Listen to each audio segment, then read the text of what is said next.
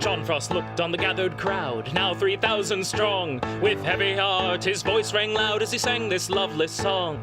God is a guide from field, from wave, from plough, from anvil, and from loom. We come our country's rights to save and speak a tyrant faction's doom. We raise the watch with liberty. We will be free. For when the rising tide is turned in every London quarter, Parliament comes crashing down with Robert's Rules of Order.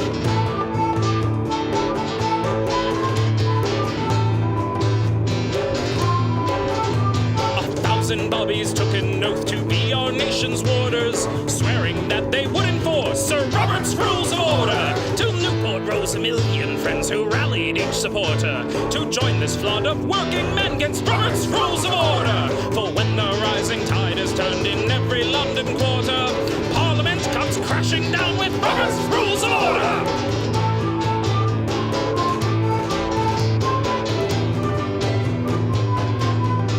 Like this, on the steps of Parliament, John Frost stood proud and tall. A hush fell on this great event as he told them one and all, depose the gentry and the crown, depose the House of Lords, or join the Queen in exile by Robert's Rules of Order. So Chartists, Luddites, Communists, recall each faithful martyr who died so you could have your new world Robert's Rules of Order.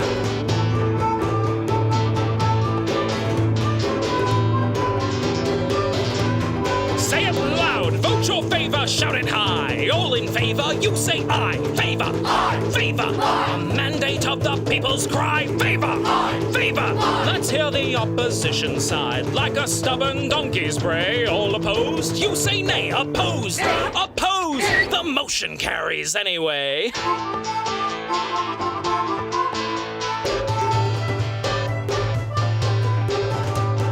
Currents change and bring to us our dear corrupted warder. In chains subdued and ill-abused, he's left with no supporters. Mobility's will can then proceed by our own rules of order. And we'll all cheer for country's sake when Robert's drawn in quarter. For when the rising tide is turned in every London quarter, Parliament shall be reborn with Robert's Rules of Order.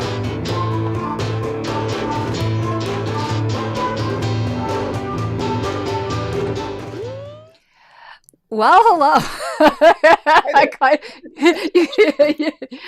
and here I am looking around the desk down here. It is so filthy because I'm like still so perturbed about this monitor not working. And I'm looking at my Mac Mini, it's covered in dust, and then I'm looking everywhere and I'm like, oh my God, it's horrible. Anyway, hello. Okay, I spent this afternoon finally getting the floorboards installed in the linen closet in my bathroom. 1 second, because last time, and I'm trying because again, I'm on one screen. Wayne said my volume is talk because he said my volume was way higher than yours. When in the course of human events, it becomes necessary to tell somebody to kiss off. We write documents that say that. Okay. I think we're even now. Somebody, if they're in chat. I'm always off. That's true. So am I. So I think we're both odd now. We're equally odd. Yes. But if someone could say in chat if we're kind of even, because I can pull my master down a little bit. I adjusted it from the program, but I could do it from the soundboard.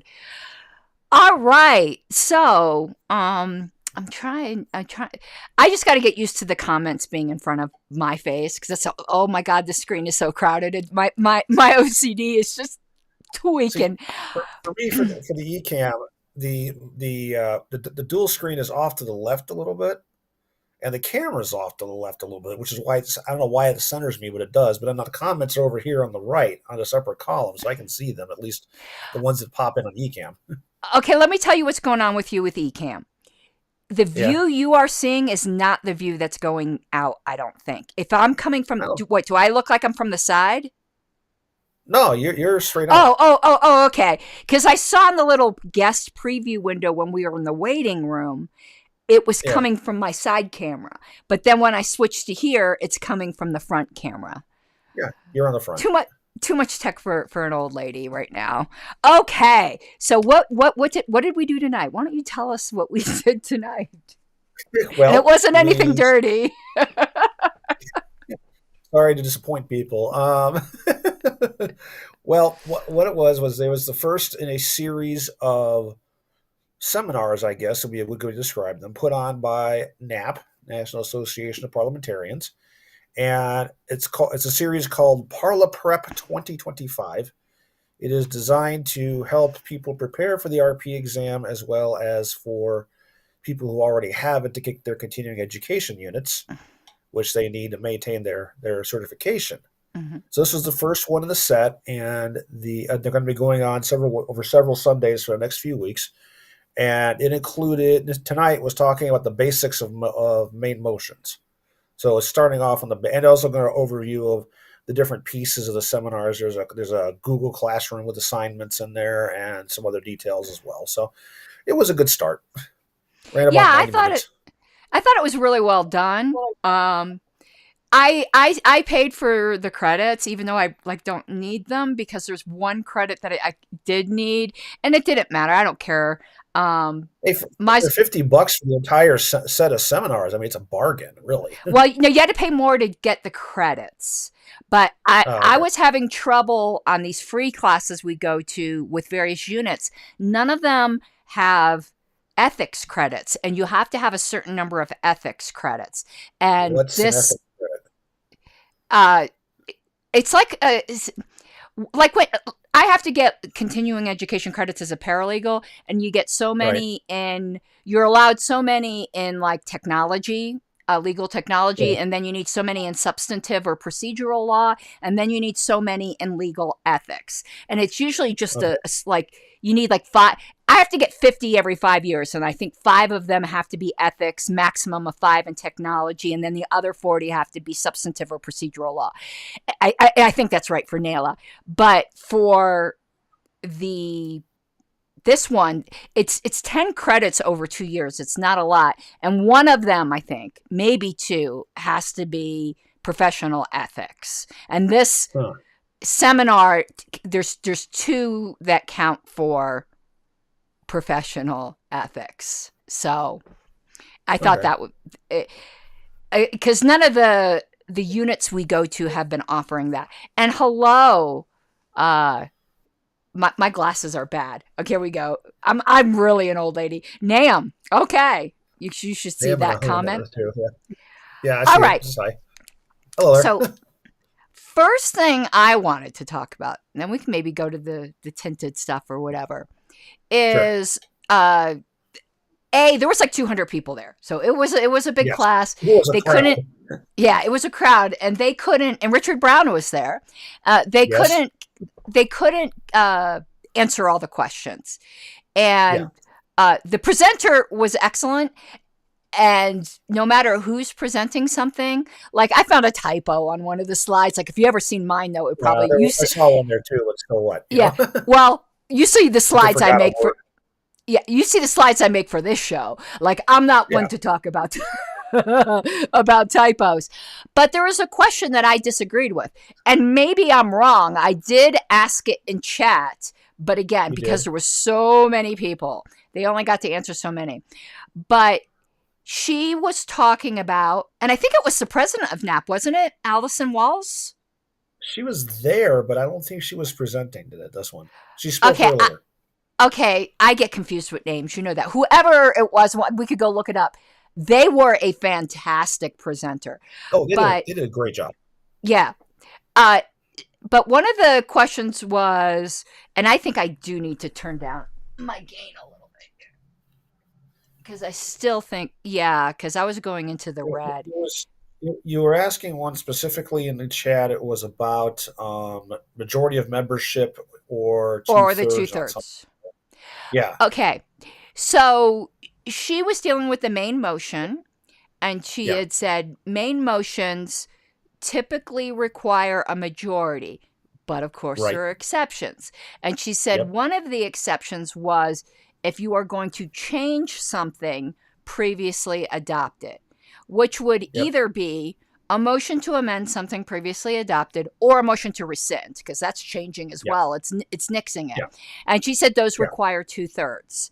And I was like, not maybe, because I went and looked it up, I don't think Yeah. it always it requires a majority with previous notice, or without previous notice, 2/3 or a majority of the entire membership, Right. which And we that's what shorten. we've understood that for a long time. We've discussed that quite a bit over the years. Yeah, so I wish that question would have gotten answered, because I think I'm right that the I think slide we are was too. mistaken. You know what? I'm going to stick it in the Google Classroom, because there's a chat section there. I'm going to stick it there. Yeah, and I did look it up in the tinted pages as we were there. I wish Richard Brown was here, because then he could weigh in. Or if anyone else who's watching wants to weigh in on chat. We don't see Twitter comments. You'll need to go to YouTube if you want to do anything in chat. But by the way, even though I am simulcasting this on Pink Flame of Liberty, if you're watching this on Pink Flame of Liberty, open another tab and like mute the one on Pink Flame of Liberty and open it up in Cult of RONR, so we could get double views, I guess. But subscribe. It's on Twitter, so okay. So subscribe, please, to Cult of RONR, because I do not always simulcast these on Pink Flame of Liberty. In fact, I didn't mean to do it on this one. I just remembered that I didn't change the settings, because I'm so perturbed by this monitor. God damn you, monitor. And now I just got a weird image in my head. This is how tweaked I am about the dust and the monitor. After I said monitor and said damn you, monitor, I had this image of like a monitor on my desk. Yeah. Damn you, monitor. We're not talking that green schmoo thing you had on before? Oh, God. Bunchy. No, it's not Bunchy. Bunchy, but yeah. We should get a parliamentary Bunchy. So that was one thing that came up. Yeah, running in that smiley mouth of his. So there was some classwork. There were some questions, but we do that a lot. And at first I texted Mike and said, oh, we have some questions we could do. But I think what I'd rather do is something she brought up. And at the beginning she had said, even if you already are an RP or you've been doing this a while, you're probably going to learn something in this class anyway. And I'll tell you, I learned something, even like an insurance defense law, which I had done for 3 decades when I do continuing legal education. And I actually learned a lot on this one. One of the ones that what jumped was something new? Yeah, because I got one. Yeah. So if you got one, one slide where it showed the staircase model, where it showed the different motions at different steps in the staircase, and that finally occurred to me something. It's like, okay, that told me something that I hadn't realized before. Is that when you look at these sheet cards, I'm going to bring this up close so it can be seen. And I've got those. I've just found where mine are. Yeah. Well, they list that same hierarchy and that staircase here from bottom to top, and it never occurred to me that that's what it was doing here for some reason. Isn't it funny when something that's obvious, because I'm going to say something that's obvious later, you were just like, oh, it's like when someone first learns that little gas thing, the arrow points to the side of your car that your gas that your thing's on. Which side the gas cap's on, yes. Yeah, I didn't know that for like the longest time. Oh, well, I thought in the old days when the gas cap was behind the rear license plate, they didn't have that on there. Cars had ones behind the rear license plate? Yes. My grandmother's Oldsmobile had that. The back license plate would flip down and the cap would be right there. Was it just that kind of car? No, all the old ones did that. The move to the gas cap to the side only happened in like the. You're fucking with me. 80s. No, I'm not. Is that true? I'm serious. People gotta say so. I don't believe you. I'm gonna have to look that up. Yeah, the first time we ever saw it was on my mother's '78 Ford Fairmont Lemon. Then wouldn't it go right into the trunk?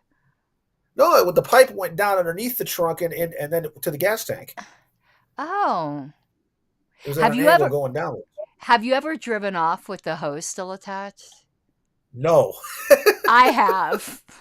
When I was a kid, I was the one who was put in charge of pumping the gas, so it never happened. I was so distracted, and I That did was one before they had time. prepaid pumps too. So I was on, and they had analog dials on the pumps Oh instead of digital. yeah. Oh, but I'm one of the idiots who've done that. Okay. So what And I I just dated learned, myself.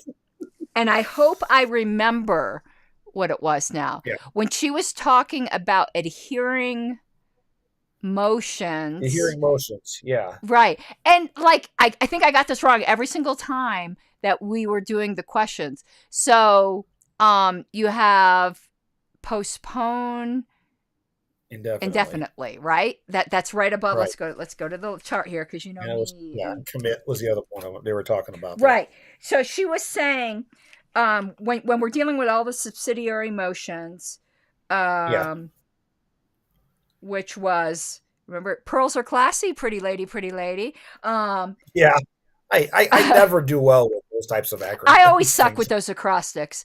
Um, Yeah, I just try to remember them. So the motion with the least authority, the least precedence, is the main yeah. motion. Then right above that is postpone indefinitely. Right above that is Right. That's what amend, 2, and 3, then and then 4 commit. is And yeah, then postpone to a certain time. Then limit or 5, extend limits of debate. Then previous 6, question, and then lay on the 7, table. In which 8. case, Yeah, yeah. So she was saying, like,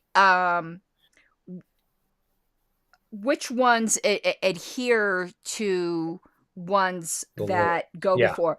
So, for instance, if you lay on the table, all the previous ones adhere to it, right. except But there was except for commit and postpone indefinitely had some exceptions to it. right. She said so. That is the general rule, that the ones below it, they all stick. However, if you so even if you postpone to a certain time, but there was Yeah, a commit, amend, and postpone indefinitely, they would all stick to it. But if you have a commit and you pass the commit to a committee, the yeah. amendment will go to the committee along with the But main motion, but the not postpone definitely falls off. Right.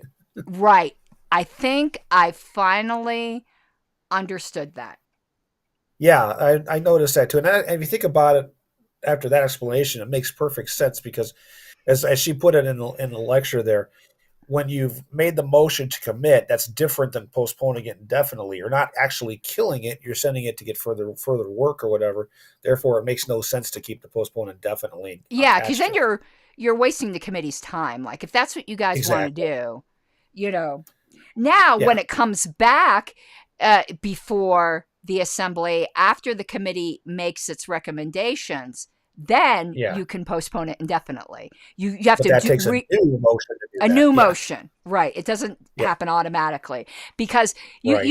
one reason why if someone made a motion to postpone indefinitely and someone made a motion to commit, it could be because they kind of agree with the person to postpone indefinitely that it sucks right then, but they think But that I if think it can be saved with some improvement. yeah, Yeah. yeah, if like three people who are really interested in the subject spend 10 months on it, then maybe it won't suck.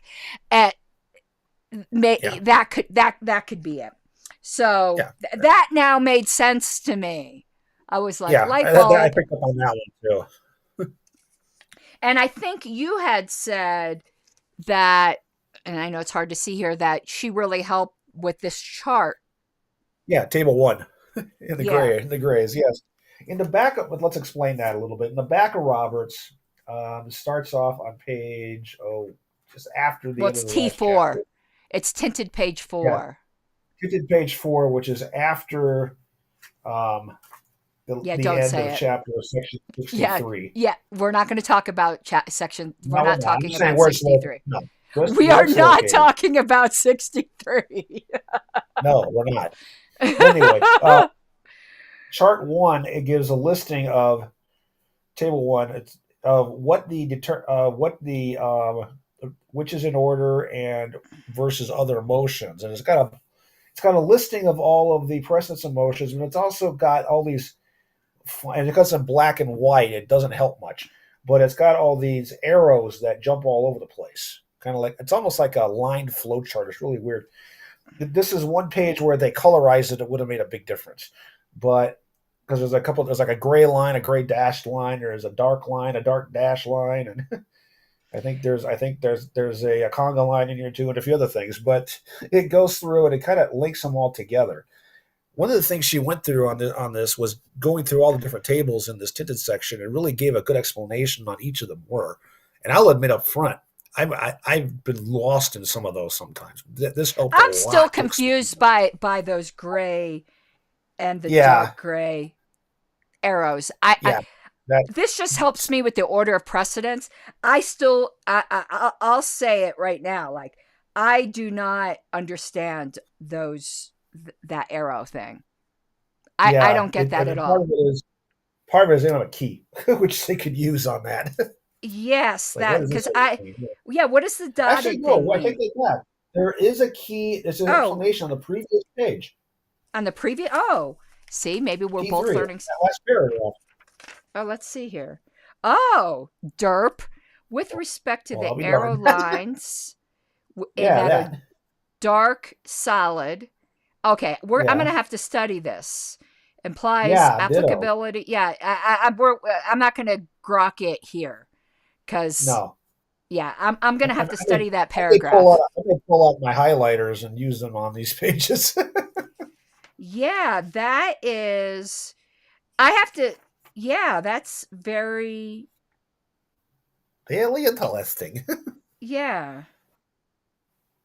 Okay, we are picking up new stuff here. Yeah, we are. Where it's making us like I never even read this first page, T3. I didn't realize it was even there because it's easy to gloss over it because when you're going into research in this thing, you're trying to go directly to where you want to see and you're missing. Yeah. When you just skip over the intro page, it's like, oh, wait a second, there's information here. Oh, I'm going to have to read parts of the book. The intro, the preface goes over a lot of historical stuff that's not, well, it's nice to know it's not totally relevant to the main meat of the book. So it's easy to gloss over it. I've always flipped here and thought that it just started on T4, which should have given me a hint because why would something start on page 4? But I thought the rest T1 was T1's the contents and T2 is blank. So yeah, they should put on page T4 along the bottom in small print for a key. Agreed. Completely. Yeah, look at the previous page because that would have clued me in. Because I always just ignored all those arrows. Yeah. They gave me a headache.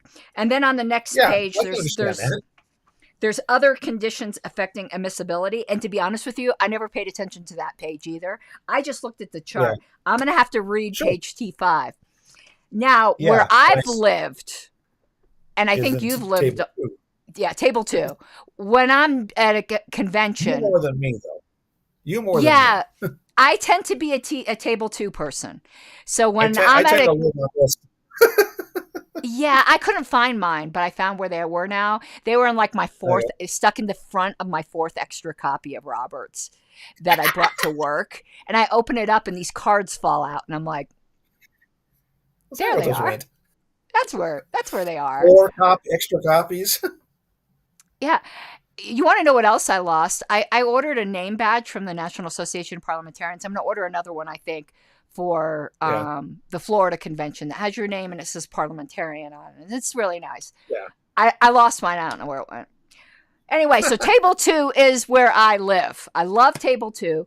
But what's so funny about me loving table 2 is something really obvious. Like I knew it, but I didn't put it into words. So when you're going through the main body of Roberts, to me, what's most useful. So like if you're looking at the main motion, you know, when you go to the beginning of the description of anything, one of the very first things after the introductory paragraphs is the standard descriptive characteristics. And usually everything you really need to know about that motion. There was a lot of discussion about that tonight. Yeah. And there's 8 of them. There's 8 standard. I think it's standard, right? There's 8 in all of them. Am I correct? Yeah, usually. Okay. So usually if you want to know if something's debatable, what the vote requirement is it reconsiderable, all of that, is it appealable, all of that stuff is in the standard descriptive characteristics. Right. Table 2, I don't think it puts all of them. Wait, let me count how many's here. 1, 2, 3, 4, 5, 6, 7. Right. She said one thing in the SDCs was not, and I think it's whether it's appealable or not. Let's see what's not included in table 2, because I missed what she's amendable, debatable. No, I think it's what's applicable to and what it yields to is not listed here. Oh, so you mean what it takes precedence over? Or? Yeah, it takes precedence over and what it yields to. That's what's not listed here. Okay. Well, but most things you're going to want to know is in table 2. But yeah, because the rest of the columns are, when in order, seconded, debatable, amendable, required, and all can reconsider. That's all these cards too. So yes, the table 2, well, this gives the base. Table 2 breaks it down into more specifics. There's there's a journal ordinary case, adjourn to a future time, and there's adopt a report, adopt a bylaw, adopt a revision of the bylaws, adopt special rules of order. It goes into more depth on these, and it's cross sites back into the main part of Roberts as well, which is kind of useful. And what's really interesting on page T6, because this was something that we had went over some of those weird rules. So it's got adopt special rules of order, adopt ordinary standing rules, and then adopt parliamentary standing rules in a convention. Because remember, we went over some of that weird stuff that happens. But the problem with table 2 is sometimes you don't know what they're going to call it. I mean, some things are obvious, but I'm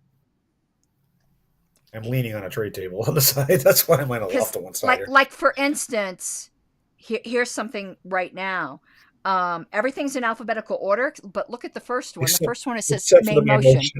Yeah. So you might be going a bit batty, and sometimes you just don't know. Yeah, you'll be going deeper and deeper in the pages. You get over to page T18, and it goes from land of the table to minutes, and you're like, where the hell's the main motion? And like one. And then adopt special rules of order. You might just go look up special rules of order, adopt. So you got to get familiar with what things are called in here. But T2, I think, is the one that most people are familiar with.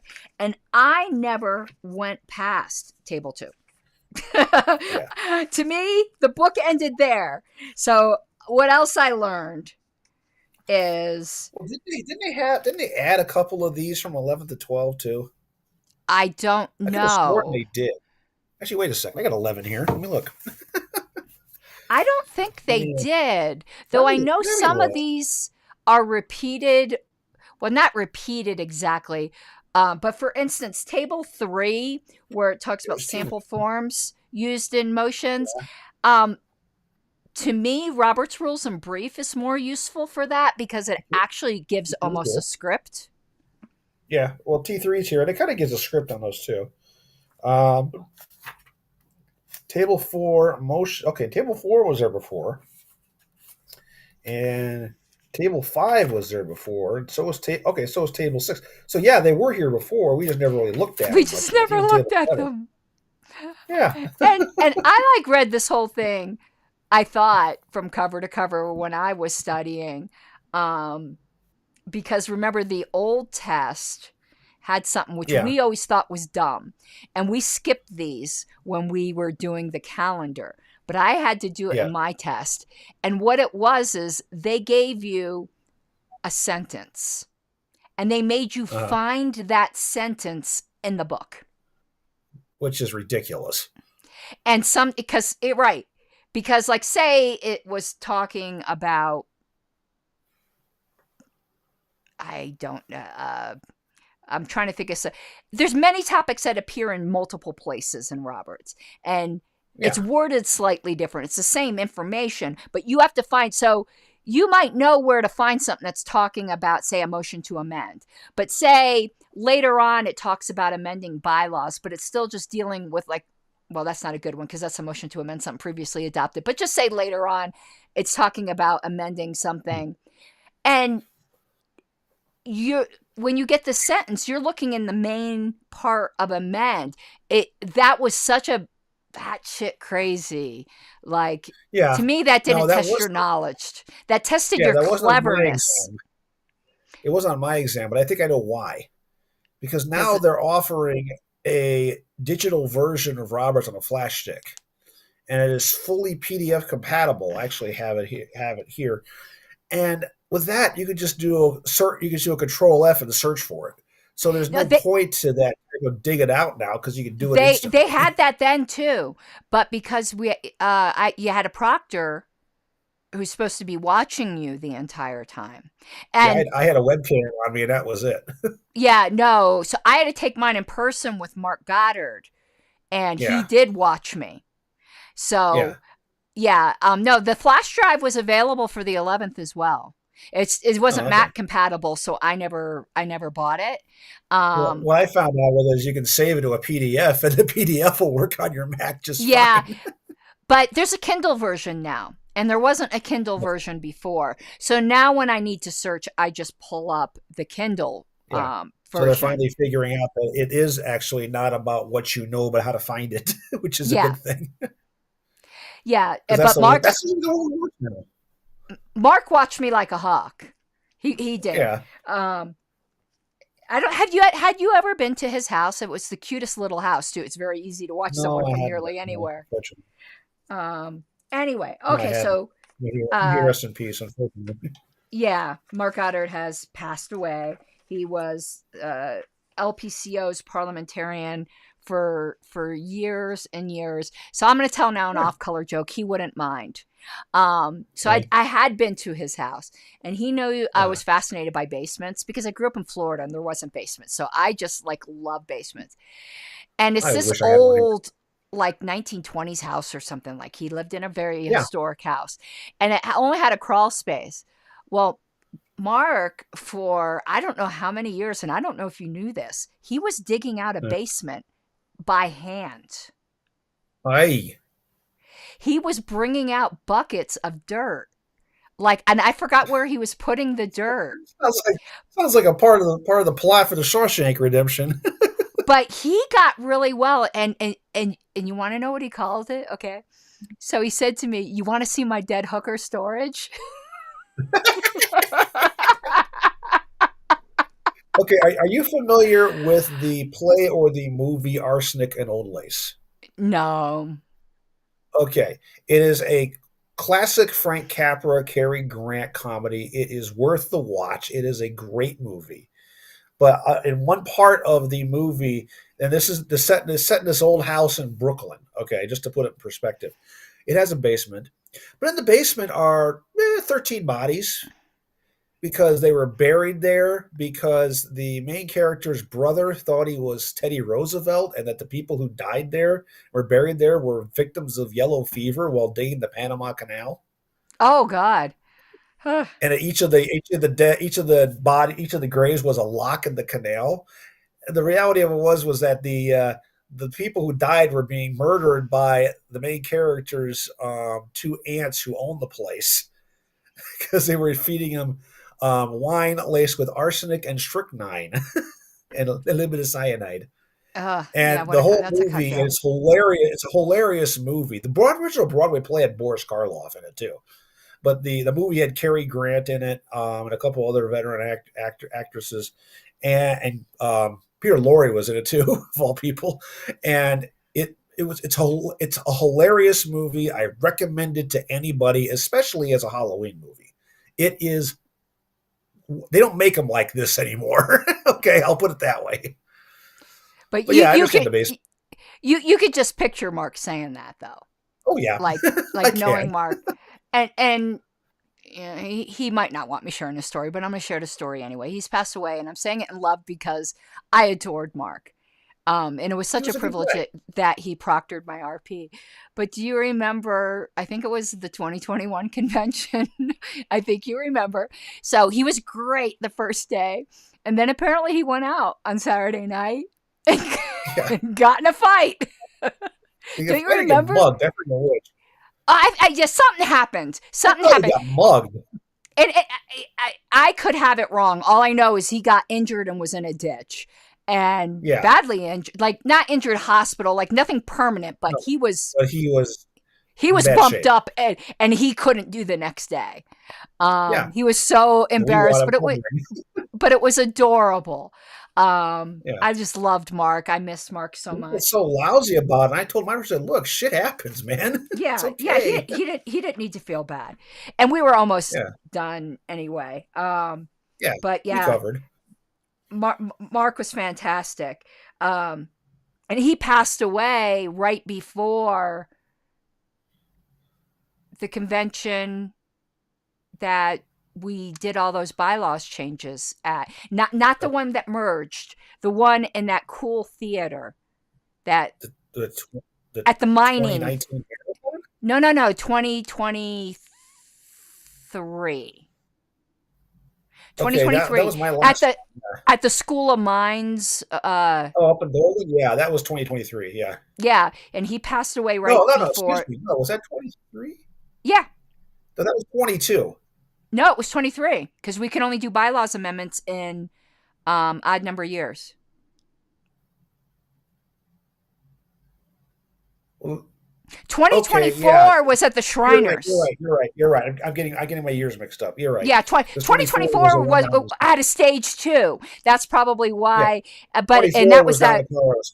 Yeah, there was that wonderful 1970s style Shriners building. Yeah. Okay. Yeah. Anyway. So, table 3 is sample forms used in making motions, and that is really helpful. And when she pointed out how many were there, I was shocked. How many was there? Like 73, she said, if I'm remembering correctly. There's a ton, yeah. Oh, no, more than that. More 98. Than that, yeah, literally 98 of them, yeah. Yeah, that's so that's very helpful. So let me say what it is. For instance, those of you who are new, who have to look up, like, how do I word things without sounding dumb? Like, let me give you your biggest hint. Please, besides removing the word simple before majority, which it gives me seizures.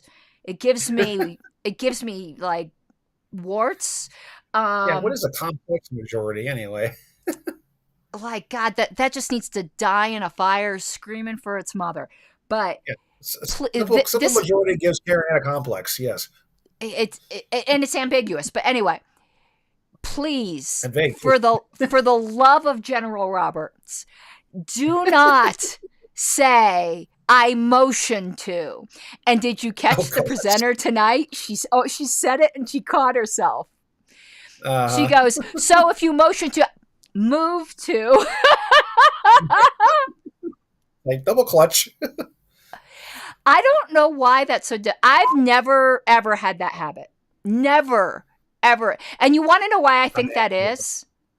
I think it's because I'm very used to motions in the context of law. So I'm used to lawyers, and when you're in court, you move this, you move that. So it was never a stumbling block to me to say, I motion to do this. I can't imagine a lawyer ever, but I'm sure there's some that do. Oh, probably are. But, yeah. That's one of those cases where you do that and you go, try it again. But I think that's why because most people seem to be in that bad habit, and I never had it, but I think it's because of the legal background. Now that I thought of that, because I never really thought about why I never had it, I'm going to pay attention now to people who I've never seen do that, and I bet you most of them are lawyers or paralegals, come from a legal background. I think what happens is that people, they go to say, they want to say, I want to make a motion to blah blah. But then the brain says, no, I move to blah blah, and they get their wires cross and it comes out, I motion to blah blah. It's so widespread. Yeah. So say you're just your typical member. If you went to these tables and you want to know something for a typical member, if you have a copy of Roberts, you don't want to spend money, you freaking just keep either copy or just keep it to these pages. I think it'll help you a lot. But like reconsider. They give 2 examples. For a form, I move to reconsider the vote on the motion relating to, and then it says ... because it would be whatever motion that you're looking to. Yeah, T42. Or I move to reconsider the vote on the amendment, striking out ... and inserting ... So the language that's important is it's telling you have to say I move to reconsider the vote, and then you need to describe the vote. Excuse me. Yeah. Oh, okay. Next, table 4. God. Oh, I'm just thrilling you tonight, aren't I? Maybe I've had a long. No. Well, I would certainly solve the question of the haters who think you're a guy. Yeah. Well, maybe not. I mean, it could be, whatever. Anyway, motion. Don't ask, folks. There's a story behind that. We're not going to tell it here. Don't ask, don't tell. Table 4, motions and parliamentary steps. So the first one is what I thought was interesting. And it says motions, well, it doesn't say, I'm adding motions just for context, but motions which are in order when another has the floor and do not require a second. Yeah, and that's 2 key points, because you can have motions that are in order when another has the floor but do require a second, and you can have motions that are not in order when someone has the floor but don't require a second as well. So, it's all 4 ranges here. So, anyway. And some of them are asterisked, that you can only do it if urgency requires, like that first one, because I had a big question on that first one. Which first one? That has the list of can interrupt a person speaking in debate if urgency requires it. So it has a call for division of the assembly. I don't understand how there would be a call for division if someone is speaking in debate. Division is for a vote. At the end of a vote. Yeah. So wouldn't it be way too late? Like, if someone's speaking in debate, that means a new motion has already been made and seconded at that point, and stated by the chair. Closed. And the window's closed at that point. Yeah, that makes doesn't make sense. Well, maybe one day we'll need to go back because it says section 29. But here's the one that caught my eye. Calling for a separate vote on one or more of a series of unrelated motions that have been offered by a single motion. And that one should be familiar to you, because remember, there was a little bit of a hoopla about that on platform committee, because after someone made the motion, I said, I call for division on that, to divide the question. And you asked if there's a second. And I said, no, it's divisible upon the demand of one member. And we all scrambled to look it up. But I never would have thought that I could interrupt anyone to do that. Yeah. And that seems to me kind of weird also, because chairing that committee, I wouldn't have allowed it to be an interruption, to be fair. Yeah. And I wouldn't, what kind of urgency would, I guess I think I know what urgency would demand that. So say the person started making the motion, and in an electronic meeting, someone had their hand raised before me saying I'm the one who wanted to do division, or in a live situation, someone made it to the mic or raised their hand live at a meeting. There's no point in starting debate on the whole tamale if you're going to be cutting it into pieces. So that I can see where you would interrupt. That's about the only thing. Yeah. Because usually when you think of urgency requires it, it's not something that would be necessarily germane to a debate. It'd be things like, the room's on fire, Yeah. I don't even think I would or interrupt no for that. show on microphone 2 is having a stroke, Yeah, I don't think I would interrupt for that. Now I know I can't. I let me put it this way. I'm not going to say I don't know that I would interrupt for that. I didn't know that I could interrupt for that. That's a better way to put it. It would never have occurred to me, but now I know. And it makes sense because why waste time debating the whole thing? It kind of it cuts to the chase. If that's your right, you can demand it upon the demand of one member. You might as well just get to it. Right. Okay, so then ones that are in Some order. of these make sense, like orders of the day, point of order, etc. Yeah. Yeah. Request to be excused from a duty. I guess if there was something really urgent. They really gotta go pee. I was going to think the secretary needs to go to the bathroom. Yeah. There's everything must go sale sign just went up.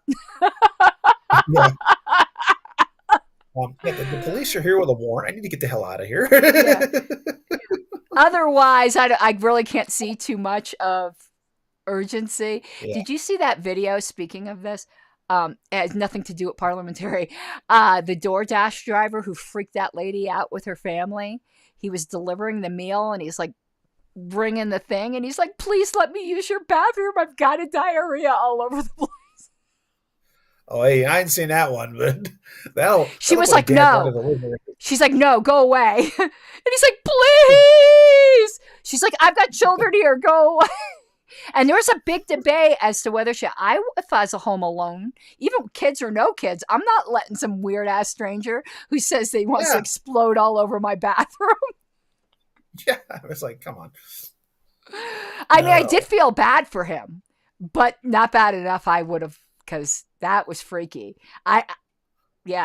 Dude, that's just one of those circumstances where you need to get out of sight, and if you gotta do it in your drawers, like chalk it up. Yeah, it's an L that day. Just chalk it up. So next, in order, when another has been assigned the floor, so the chairs recognize someone, but they haven't begun to speak yet. Yes, and that's where my favorite objection and consideration of the question pops in. I didn't. Which does not apply to an incidental main motion. Yeah, so if someone, I thought you had to be assigned the floor first to get that in.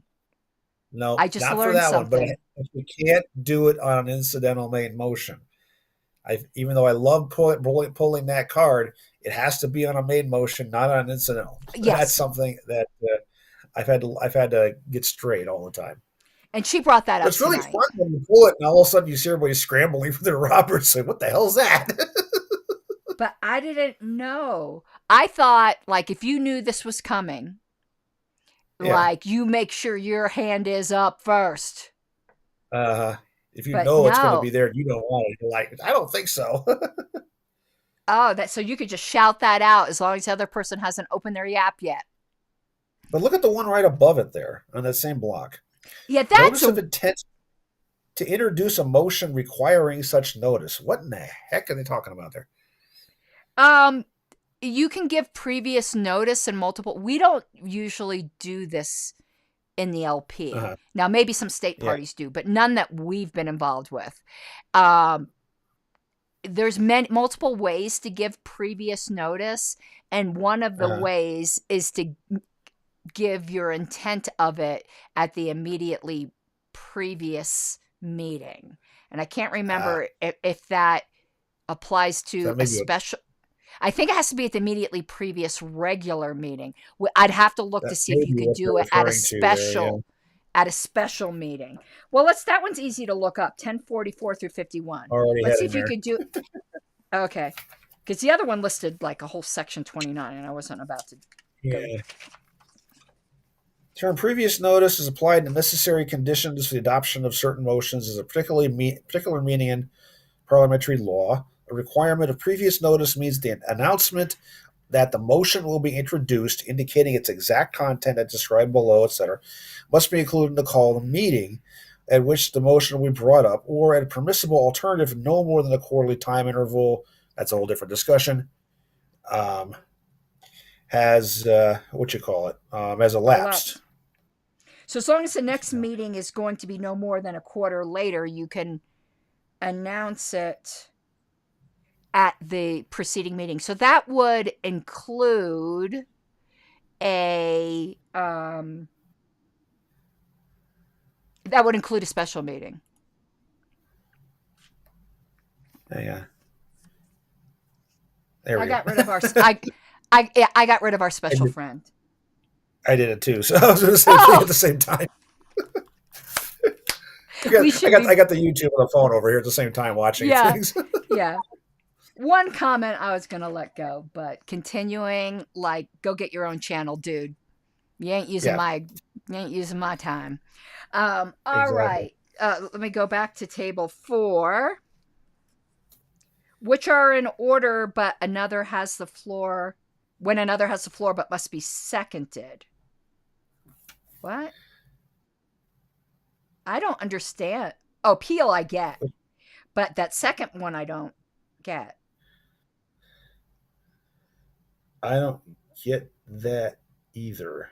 Formal motion to grant maker's own request if it is not granted by unanimous consent. So in other words, if he requests something and is not unanimously agreed to, he has to make some motion to do it. But why can't you interrupt somebody? Yeah. Yeah. Well, do we want to go to 33:11 through 22? Yeah, I think I do. That's weird. That is under requests and inquiries. Parliamentary inquiry. What? Hang on. Let me go to the next page. Oh, if they want to withdraw it. So somebody's speaking in debate and they made a point that showed how your motion was fatal, like had a fatal flaw in it. I guess then yeah. But there's also a request to read papers here too. To what? And any other privilege. There's also a covers request to read papers and any other privilege as well. That's 20 through 22. Yeah, I don't see how that's interruptible. I don't see how that would read these papers off. Interrupt. No, I don't. Doesn't make any sense. It says if urgency requires it. I can't see any of these being urgent. Yeah. I could see it under the next one. Someone's been assigned the floor but hasn't yet begun to speak. I could kind of understand it there, but I can't see how that second item could ever be interruptible. That seems rude. Yeah. Anyway, all right. And then in order when another has been assigned the floor but not begun to speak. Yeah. Okay, this is what is not actually okay. One show we're going to have to dedicate to this because it's very, very confusing.